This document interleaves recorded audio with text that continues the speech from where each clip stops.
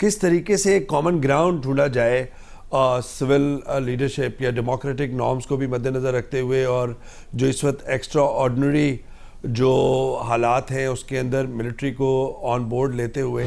جہاں تک ملٹری کو آن بورڈ لینے کی بات ہے تو بالکل ضرور لینا چاہیے۔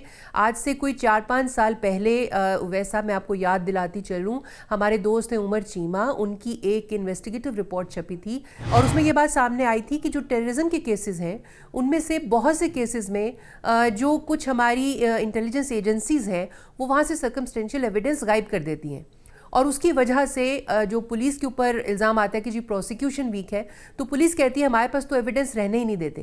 تو میرا یہ خیال ہے کہ اگر ملٹری کو آن بورڈ لینا ہے تو اس بات پہ آن بورڈ لیا جائے کہ یہ انٹیلیجنس شیئرنگ ہوگی، اور کس کا کام ہے سرکمسٹینشیل ایویڈنس جو ہے کسی ایک ادارے کا کام ہونا چاہیے کہ وہ ٹیررزم کیس میں اس کی کسٹڈی میں رہے۔ کرمنل جسٹس سسٹم ہمارا نہایت ہی ناقص ہے، اور میں یہ کہہ سکتا ہوں حالانکہ میں خود وکالت کے پروفیشن سے ہوں، اور عام طور سے ایکویٹل ریٹ بہت زیادہ ہے چونکہ وٹنس کوئی سامنے آتا نہیں ہے۔ جب تک کہ آپ اپنے ملک میں کوئی وٹنس پروٹیکشن سسٹم کوئی ایسا نہیں رکھیں گے جس کی وجہ سے کہ وٹنس ڈرے نہ۔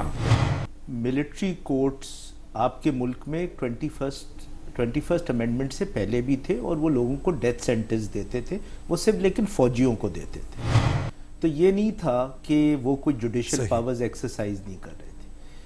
وہ ایکسٹینڈ کیا گیا ٹو سویلین ٹیررزم اوفینسز۔ دیکھیے ملٹری کورٹس کی 2 ڈائمنشنز ہیں، ایک لیگل ڈائمنشن ہے، وہ فلاڈ ہے لیگلی، اس میں کوئی شک نہیں، لیکن اس کی ایک پولیٹیکل ڈائمنشن بہت امپورٹنٹ ہے جس کو انڈر ایسٹیمیٹ نہیں کرنا چاہیے۔